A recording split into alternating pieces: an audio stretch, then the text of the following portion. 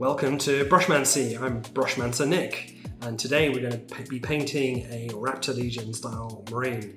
I love the Raptor Legion because they have a tough military green kind of style. I don't really like all of the religious iconography you get in Space Marine, so let's strip them down, get rid of all those purity seals, make them army green and stamp them with the Brushmancy Military Army Plate.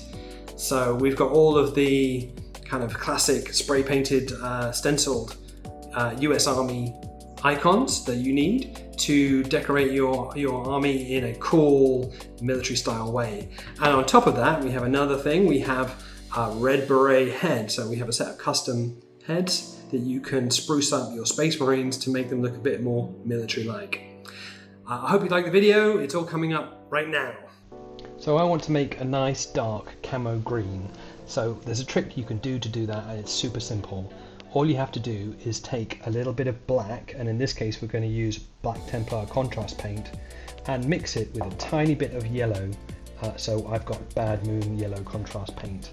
So you want a ratio of 4 or 5 to 1 to make it nice and dark for our base coat. And once we've done that, we put it into our air gun, or just hand paint it on, that's no problem at all. And then cover the whole model from head to toe in this lovely dark colour. Next we're going to dry brush with Death Guard Green from Citadel. This is a nice desaturated green, suitable for giving us this khaki camo paint colour. I like to use a round head brush from top to bottom, giving a nice coverage, hitting the major highlights. Try to think about where the light is coming down on the miniature. But zenithal is typically a maybe from one side top-down light source, and we're trying to emulate that with our dry brushing. Fortunately with Space Marines, most of the body armour is the same colour, so we can just hit everything apart from the gun and get a good coverage. Sometimes when you have the air conditioning on, your brush will dry out really fast, and it just seems like you have to constantly dip it in paint to add more colour to the miniature.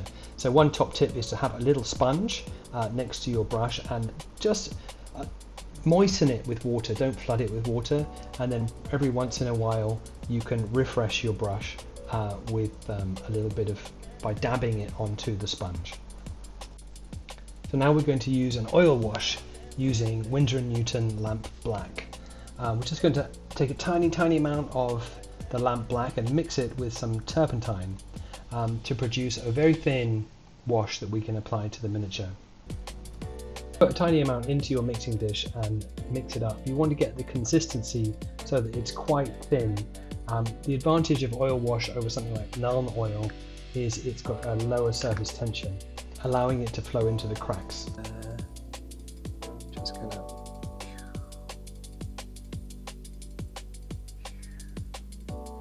Now this is where you can rub off excesses afterwards, but I prefer to do it on the fly. I think this is actually a little bit too thick. If it tends to stick, I'm going to add a few more drops and then mix that up again. So what I want to get to the stage where I just touch the brush and it flows into the crack. That was pretty nice. Same there.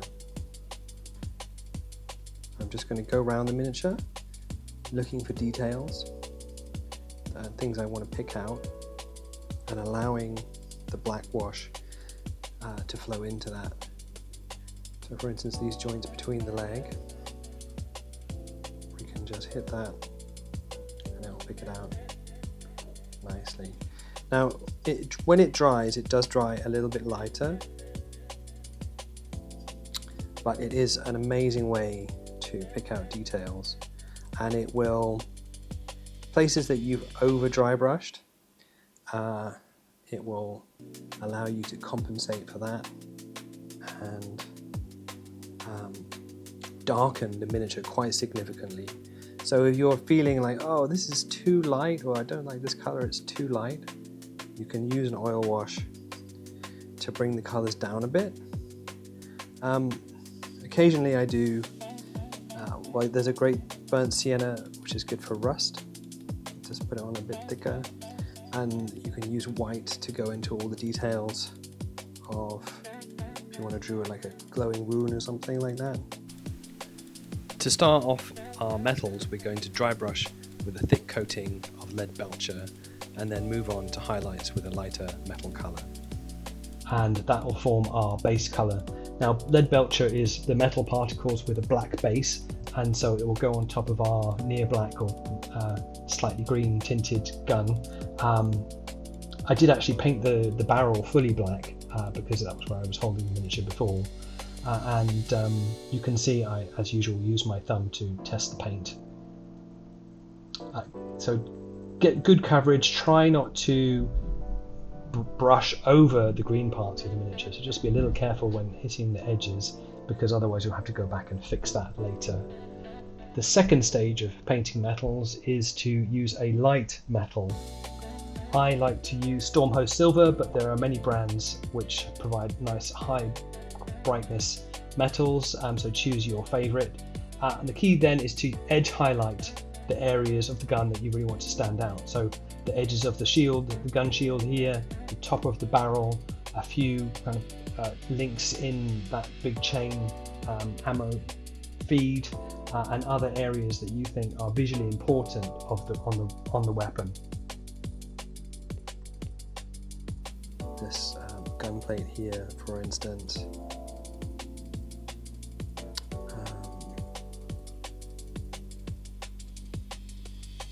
so the prominent edges on the top of the gun just get lined.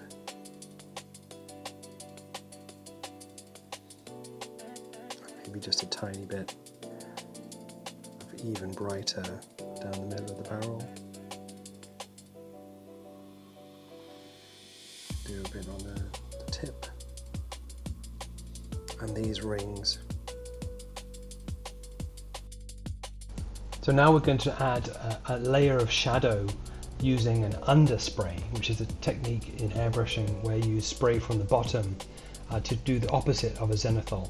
So we're going to pick out all of the shadows, but instead of using black, we're going to use a brown colour, which will warm up the miniature and also add to the green and brown military feel, I think.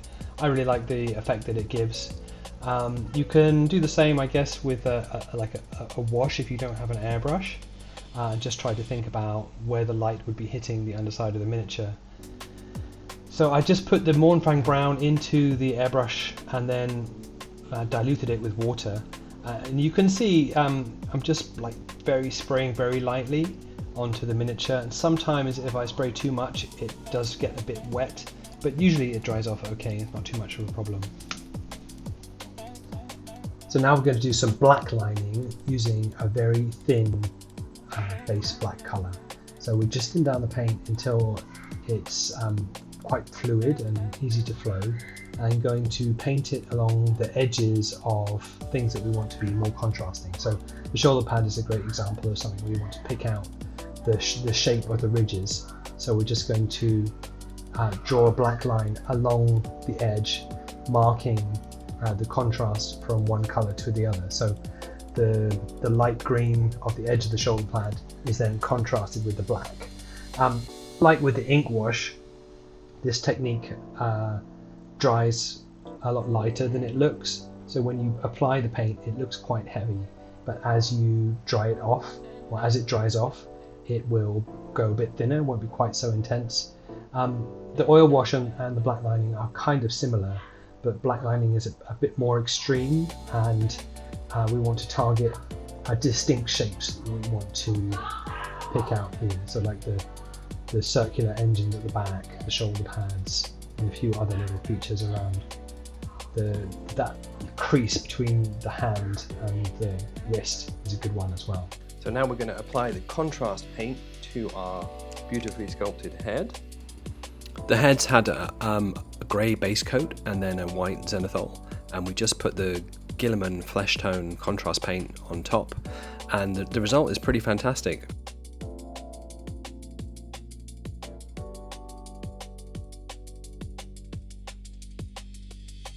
I mean, that's not bad for a first go. I think with just a touch of highlight on the eyebrows, touch of the bridge of the nose, you know, we can get a good result there. But it's, on the whole, it's pretty nice, I have to say. So now we'll go on to doing the caps, which is of course the bit that I've been waiting for, because that's the point of red berets, is that the beret is going to really stand out and make them, you know, a focal point of the miniature. So I have this speed paint that I really love, which is a Slaughter Red. Now, I've used it a lot on my Daughters of Cain. It's a fantastic colour, one of my favourites. Now, this print has got a lot of detail in it. You can see there's a little crest there. You can't quite make out that it's not an Imperial Eagle, but that's fine. Just be very careful too. And we have this black line that we're going to deal with later, which will separate the cap from the rest of the miniature. Here we go. It's so shiny when it's wet, but it will dry a matte colour and will be really nice. And it's such a great colour and will really make the miniature pop. Here we go. This is the moment of truth. So just a tad on the bridge of the nose, on the brow there, on the cheekbone. Oh, it looks a bit much at the moment, but I think when it dries off it'll be okay. And the top of the ear. Fix that mistake where I made with the hat. I mean, painting heads, you have to have a very steady hand, that's all I can say. See, that one's already dried and it looks okay, right? I just continue the line to the ear. Because it's so thin, when it dries, it leaves very little behind. So my first application to this cheekbone has hardly made any difference.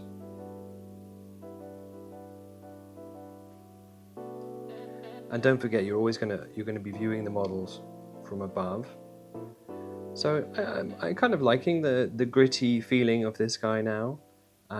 He has a certain toughness, those dark eyes, a serious mouth. Maybe just a tad more on the chin.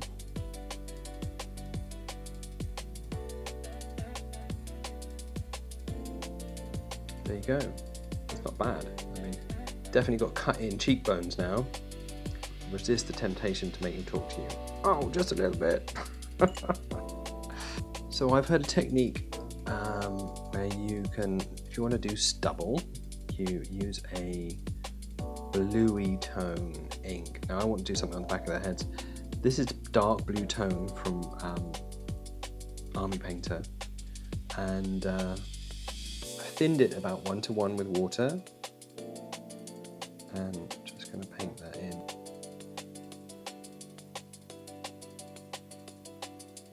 Let's see what happens when it dries. I mean, at the moment it looks very not much, I guess. So just the lightest brush of gold.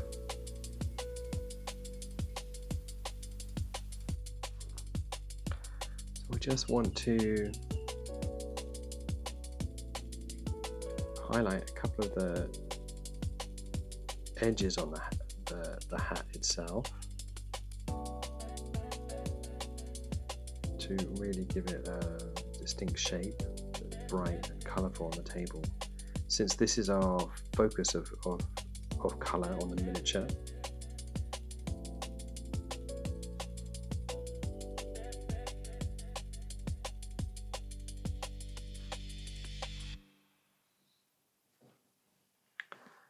So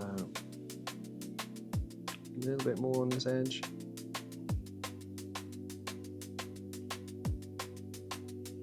So we can see the roundness of the shape through the highlight.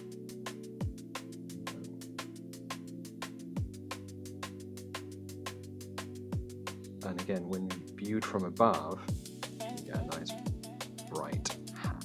So one of the most important ways to get good stamps is to have a clean plate. So we're going to use an acetone soaked pad to clean the plate and the swiper. Then using a lint-free cloth, we can dry the swiper and also polish the plate until it's nice and shiny and ready to stamp. So just put a small amount of paint, don't be stingy, and then swipe it. Okay, now it's ready to go. I'm going to pick up the number 4. And we've got an OK. So what you'll notice is there's a little bit of extra there. I'll just clean that off with a piece of tape off camera. And now we have a pretty good number 4. So we're going to take our miniature and we want to apply it to this wing tip here. Now if I can line up the camera perfectly, you can see steady hands.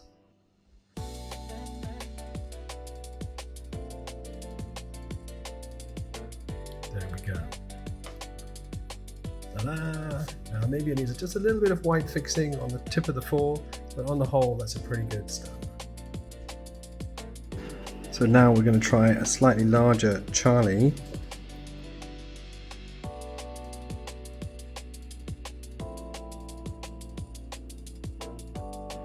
So we can see, trying to line up looking down the stamper to the middle of the shoulder pad. There you go. It's a little bit of touching up, but it's pretty good. I'm going to very carefully try to line up the 4 next to the C to make our explosive Charlie 4. Be careful, steady hands. And voila! Pretty good. It could have been a little bit more central. So next we're going to put a lightning attack symbol on his shoulder pad. And that's looking pretty sweet. Now we're going to try and line up the Sergeant Martin. I think it might look quite cool on the wing.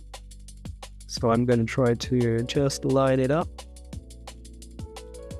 Ta-da! Okay, result. That was nice. Just going to finish off with a number 4 on the other wing. So it's quite a small stamp, but we'll just carefully line it up until we touch down. Press and hold, and voila. Thank you for making it to the end of my first YouTube video. I'm sure we've got a lot to improve on, but we're going to keep on going.